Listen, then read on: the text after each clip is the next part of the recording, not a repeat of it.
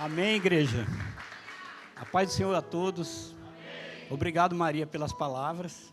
A gente está junto, crescendo junto, para a glória de Deus. Então vamos lá, né? Missão dada é missão cumprida. Queridos, eu preparei essa mensagem aqui, já estava no meu coração há um tempo, e eu fiquei bastante tempo estudando ela e meditando nessa palavra, né? Espero que eu possa transmitir aquilo que o Senhor colocou no meu coração, porque já está dentro do meu coração. A dificuldade vai estar em passar isso para vocês. Que o Senhor, que o Espírito Santo esteja nessa mediação entre mim e vocês. Queridos, o texto que eu escolhi se encontra em 2 Crônicas 7:4. Quem puder dar uma olhada para acompanhar a leitura.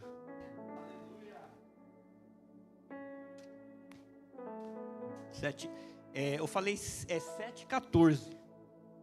7:14, foi isso mesmo? 7:14.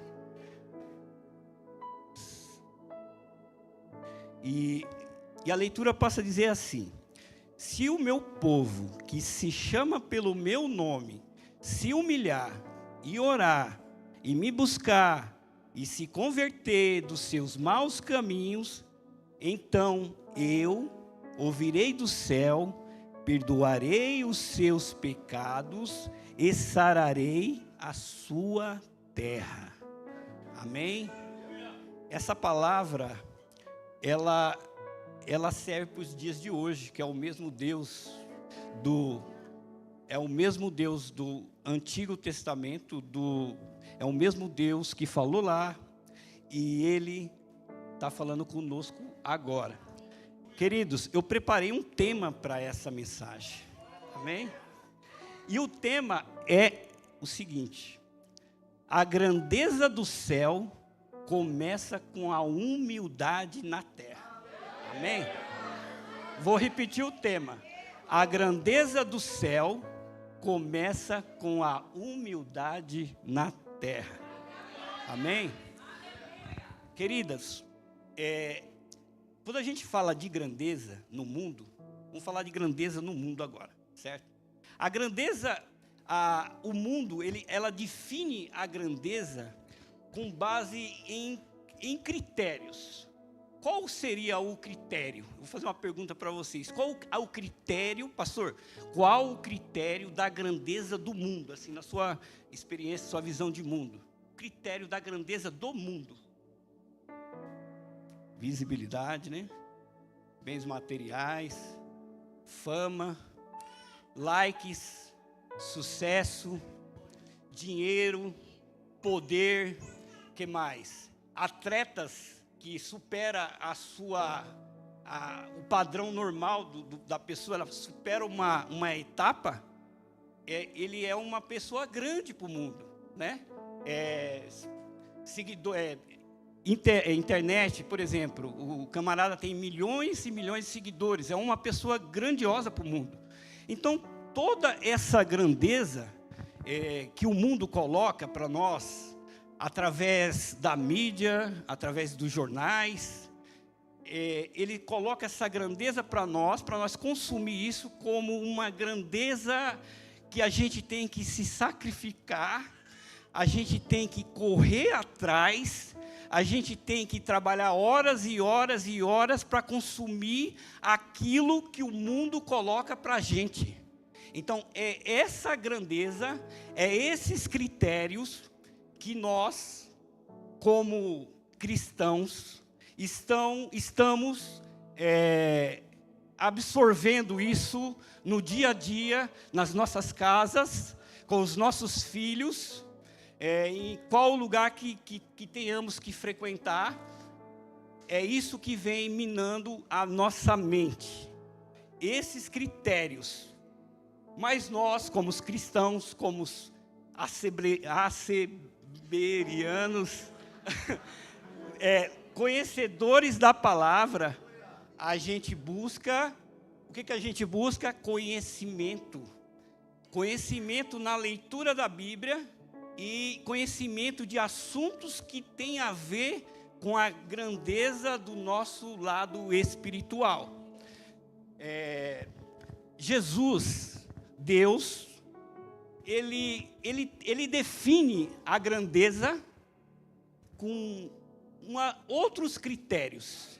A grandeza de Deus não é pelo valor monetário, não é pelo carro do ano.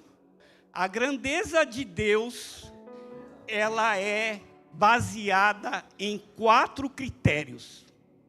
Sabe qual que é? Humildade, caráter, obediência e serviço. E serviço. Eu fui pesquisar, eu sempre achei, um dia eu ia falar isso. Que serviço em grego é diácono. Eu sou diácono. Eu sou, amém, glória a Deus, aleluia. Pela misericórdia de Deus. E serviço é servir, a definição, e obediência, né? Então eu vou repetir, porque, caráter, humildade, serviço e obediente. Essas 4 palavras que eu acabei de falar são bases para a nossa fé. 4 palavras são bases na nossa fé. 4. Deixa eu olhar aqui.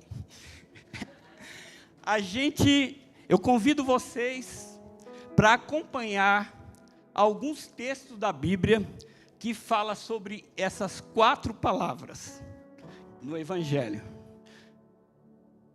Queridos, eu gostaria que começar a leitura com o texto de Marcos, capítulo 10, 43 e 44. Eu acho que eu vou ler aqui. Deixa eu ver se eu acho. Está lá? Vamos lá então. E o texto, deixa eu acompanhar aqui para não me perder. E o texto passa a dizer assim: não será assim entre vocês? Ao contrário, quem quiser tornar-se importante entre vocês, deverá ser servo. Amém? O que é isso? O que é isso aqui nos diz? Esse texto, se quiser deixar na tela, esse texto aí mostra o quê? Que esse texto estava Tiago e João, um do lado do outro, e Jesus estava lá. E eles cochichavam entre eles. A gente está trabalhando, está servindo, somos seguidores de Cristo, então a gente merece estar lá com o mestre. Você fica na direita e eu fico na esquerda. Aí Jesus vem com essa aqui, Você quer ser grande, meu amigo? Seja servo. Porque quando você é servo, você se torna grande. Nesse texto a gente viu isso aí em Marcos. Esse texto de Marcos fala sobre isso. Eu ia falar outra coisa. Sim, peraí. Marcos, Lucas, Mateus e João. É a biografia de Jesus. Quer saber sobre Jesus? Esses 4 livros estão falando. Outro texto que eu gostaria que o Rafa colocasse na tela. Deixa eu tomar água aqui.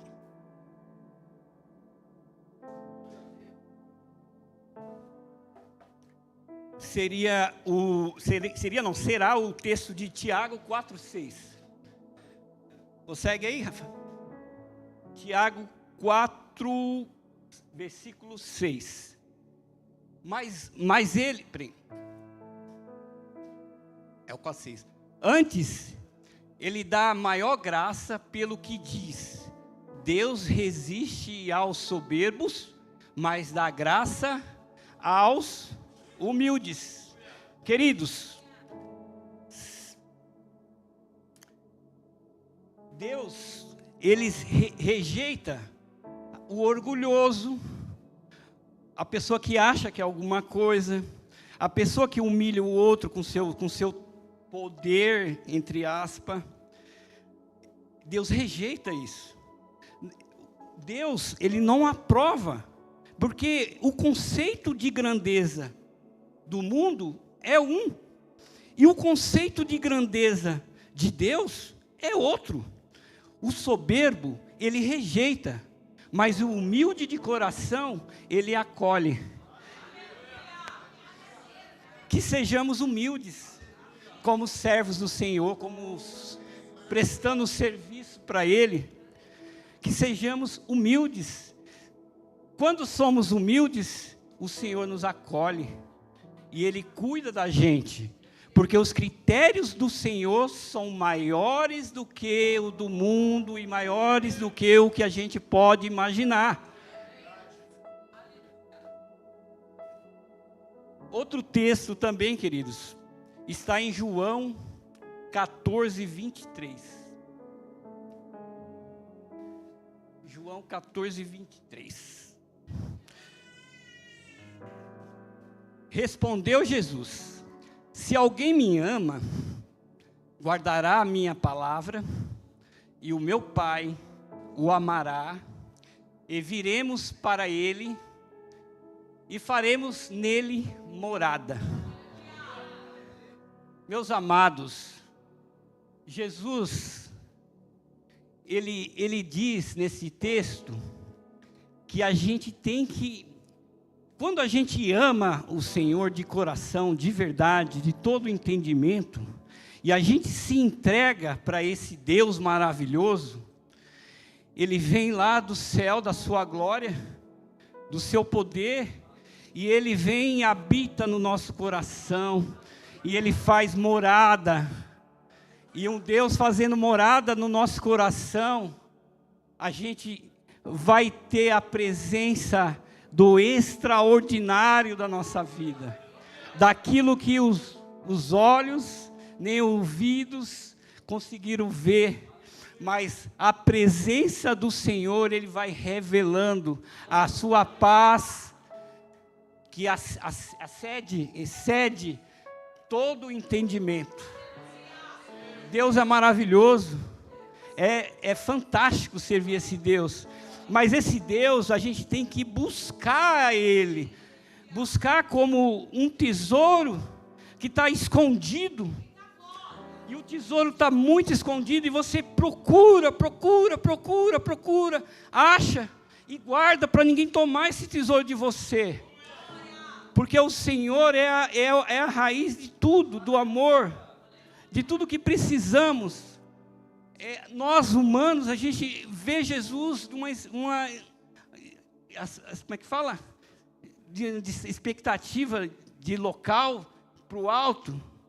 A nossa visão é terrena para o Deus que a gente é revelado na Bíblia, mas o Deus é muito grandioso, a gente não consegue enumerar tudo que Deus é revelado àqueles que buscam, aqueles pequeninos. Glória a Deus, amém, glória a Deus. O outro texto também que fala, esses textos que eu escolhi foram poucos, mas tem muito, se você for buscar, se você for ler, você vai entrar num texto, você vai sair no outro, e aquilo vai te dominando.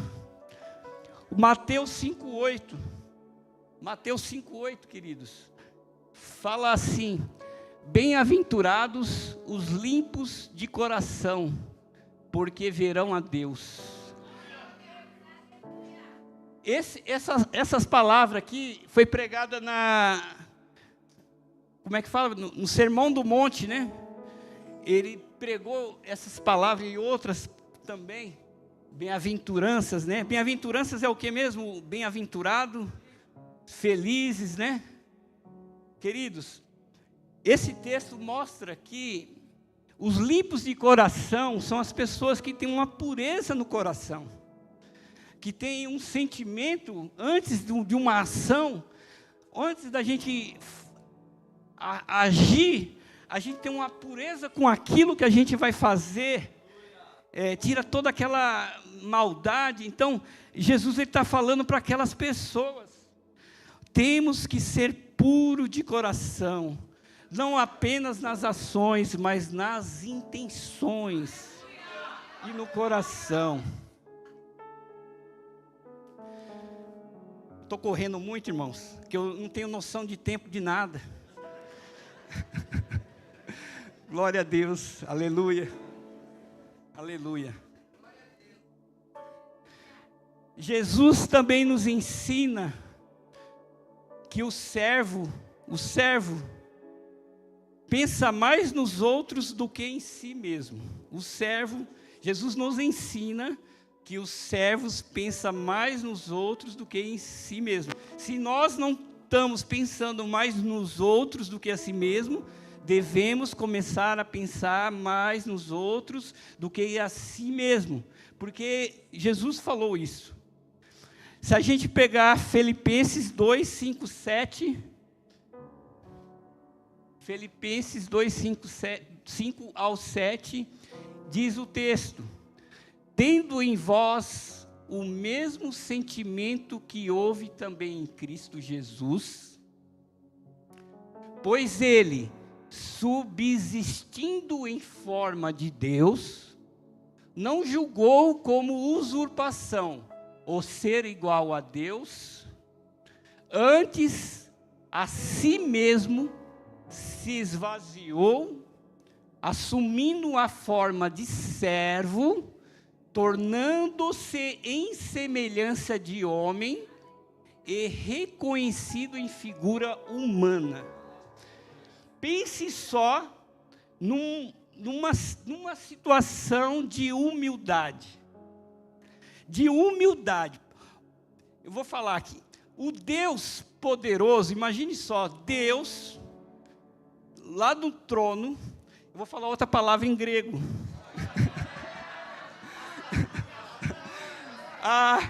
Eu tenho que falar. Amém, glória a Deus. O Deus, a palavra, o verbo, significa logos. Não é isso, pastor Arnaldo? O logos de Deus, o logos estava desde o início da fundação do mundo.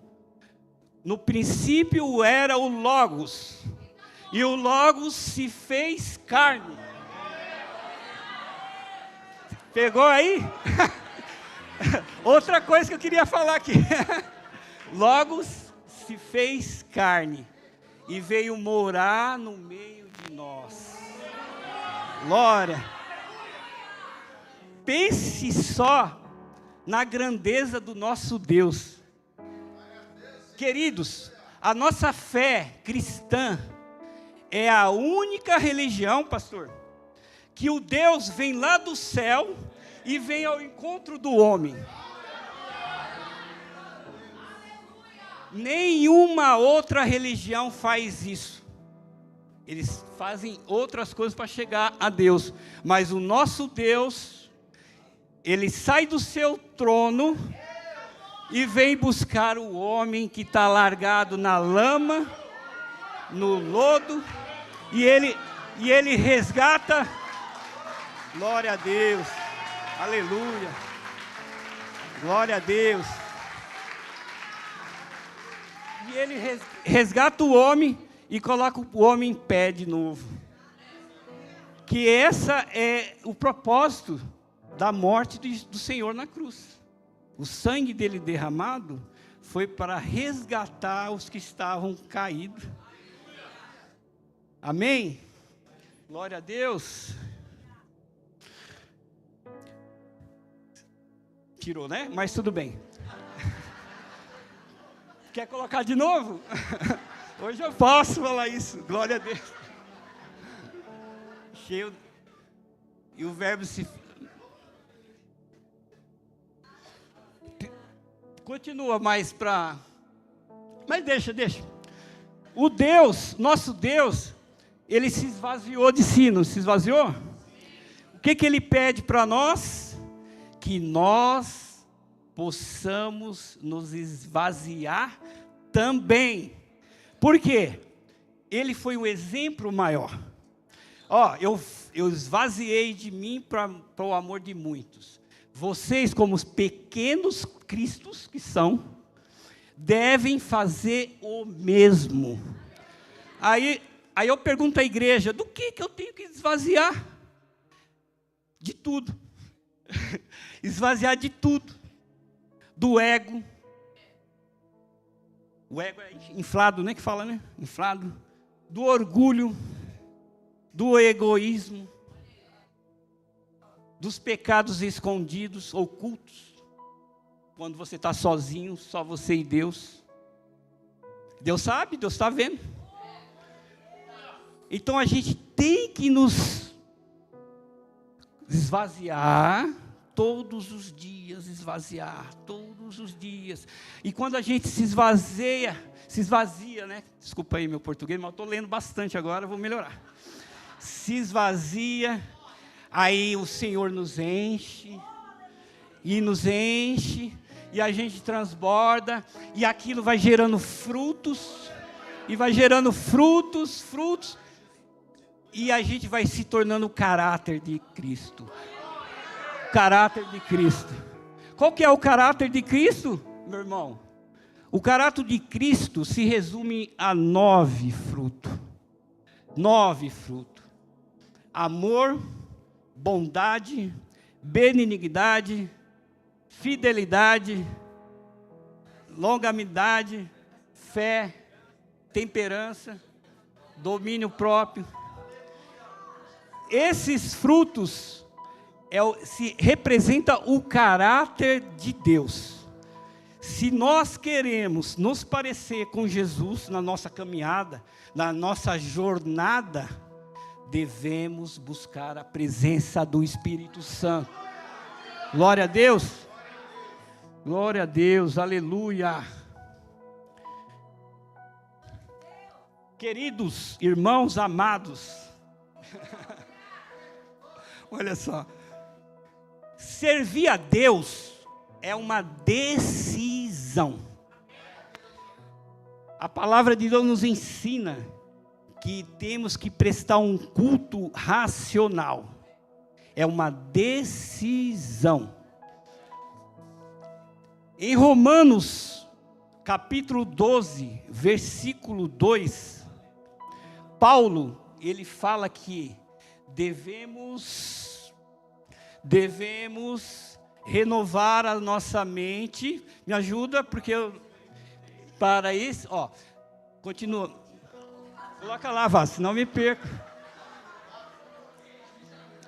E não vos conformeis com este século, mas transformai-vos pela renovação da vossa mente, para que experimentei qual seja a boa, agradável e perfeita vontade de Deus. Amém? Irmãos, não se conformais com esse mundo.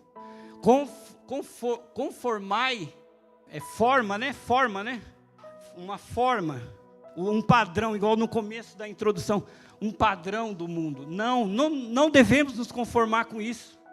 Nós precisamos renovar os nossos pensamentos, para que os nossos pensamentos produzam emoções, e emoções possam produzir pensamentos, e pensamentos possam produzir palavras que edificam o Senhor. Glória a Deus. Eu aprendi lendo um livro que a gente precisa gerenciar os nossos pensamentos. E nesse livro, o autor, ele é cristão também, mas é mais para o lado da ciência. Ele ensina uma técnica que é: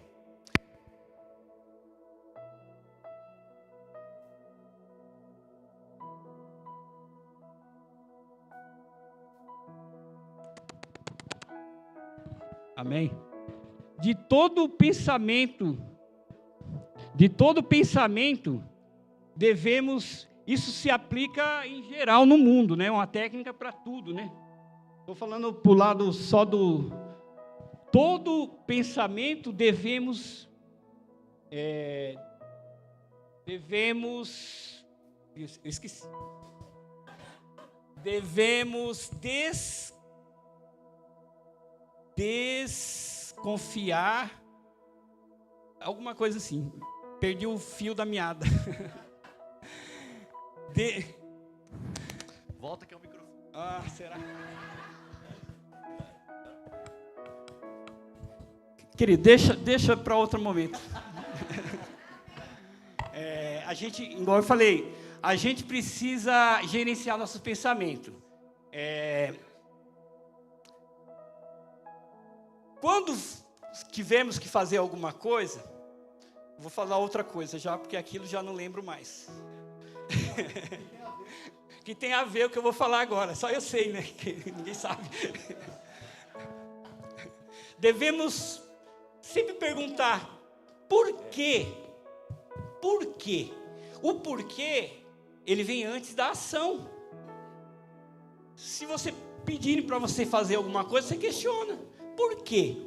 Aí você vai analisar no seu cérebro, será que isso agrada a Deus? Será que minha mente está conformada com isso do mundo? E aí você questiona, por quê? É sempre fazer um gerenciamento de pensamento, do que o porquê. Porque é ação. Por que eu faço? Porque, não, pensa antes. Por que eu estou fazendo isso? Né? Lembrei, desconfiar, criticar e determinar. Desconfiar, a palavra, não sei se você pegou. Desconfiar mesmo. Será? Será que isso aqui é de Deus? Desconfia. Critica. Bom, e determina. Isso aqui eu não vou fazer não é para mim. Isso se aplica em tudo na vida. A gente tem que ter uns minutos no cérebro assim, de a gente parar e não responder na lata. Eu estou aprendendo isso. Eu não vou responder na lata. Eu vou pensar, eu vou desconfiar, eu vou criticar e depois eu vou determinar. Isso tudo mentalmente. Só eu que estou sabendo ali nas minhas loucuras ali. Entendeu? Voltando para o texto de Romanos. Transformar a mente. Paulo, o autor do texto, ele foi a pessoa principal que se aproveitou dessa determinação aí de transformar a mente. Porque Paulo, o apóstolo Paulo, antes de ter o nome de Paulo, ele era Saulo. Saulo, a gente pode afirmar, conforme os estudos, que Paulo, que era Saulo, era um intelectual da época. Eu posso afirmar isso, que provar nos estudos que eu estou fazendo. Ele era um intelectual da época. Por quê? Ele foi ensinado aos pés de Gamaliel. Gamaliel, ele ia com um papelzinho e foi ensinado desde criança. E você sabe quem era Gamaliel, pastor Arnaldo? Ele sabe. Eu fiquei... E sabe quem é o avô de Gamaliel? Vocês sabem quem é, pastor? Vocês não sabem? O avô de Gamaliel, ele chamava, se eu não me engano, Iléu, alguma coisa assim. Ele era o fundador da escola lá dos líderes religiosos. Relatos históricos. Isso aí tem que comprovar, mas a gente pode dizer que Paulo era um intelectual. Por quê? O fundador lá da escola, ele tinha uma tese lá que eles eram, que era, como é que era, pastor? O sacerdote lá, da linhagem. Então eles tinham uma linha, e essa linha virou uma escola. E ele revolucionou a época lá, pastor, do tempo dele, né? Então Paulo foi ensinado. Paulo, ele tinha dupla cidadania. Ele era cidadão romano do Império Romano. Não é só Roma, o Império Romano, era cidadão. Ele era judeu, né? E ele falava grego ainda. Ele falava fluentemente grego. Beleza. Então Paulo era um intelectual. Então ele transformou a mente dele pela renovação dos pensamentos e das atitudes. E aí ele pegou e escreveu cartas para as igrejas. Ele foi o apóstolo dos gentios, foi aquele que mais pregou fora da terra dele, para os outros povos, né? Paulo ele era deixa eu terminar só essa parte. Paulo era perseguidor de cristãos, vamos dizer assim, o mundo da época, ele era do mundo da época, ele era fanático religioso, ele era do mundo da época, ele perseguia, ele matava cristão, mas ele teve um encontro com Deus e transformou a mente dele e passou a ser pregador da palavra, amém? Glória a Deus. E agora, já para finalizar, por causa do tempo, né? Vamos lá. Jesus é a fonte da vida, aprendemos aqui. Talvez as preocupações, o medo, a ansiedade, o desânimo, a pressão do dia a dia, tenta te paralisar, mas não desista, não desista, glória a Deus, continue, seja firme, seja constante, porque Jesus já venceu o mundo, Ele já venceu, Ele já venceu o mundo. Em João, Ele já venceu o mundo, João 16:33. Tenho-vos dito isso, para que em mim tenhais paz. No mundo tereis aflições, mas tende bom ânimo, eu venci o mundo. João 14:3. Virei outra vez, e vos levarei para mim mesmo, para onde eu estiver, estajai vós também. Jesus, Ele espera buscar uma igreja fiel, santa, apaixonada por Ele, perseverante, frutífera, unida por amor, comprometida com a missão, e que possamos estar preparados. Amém, meus amados. Muito obrigado pela atenção de todos. O Senhor é maravilhoso. O Senhor é poderoso. O Senhor, Deus é fiel. Deus é maravilhoso. Glórias a Deus. Amém.